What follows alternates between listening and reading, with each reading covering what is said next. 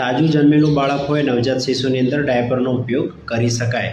હવે ઘણીવાર શું છે કે શરૂઆતના દિવસોની અંદર જ્યારે બાળક જન્મે છે એના પછીના જે દિવસો હોય એની અંદર 15થી 20 વખત બાળક પોટી કરી જતું હોય છે, સંડાસ કરી જતું હોય છે।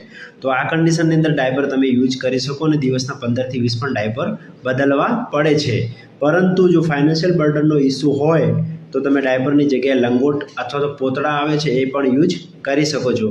એનો આપણો ખાસ મત એ છે કે બાળકને ભીનું ના રહેવા દેવું જોઈએ।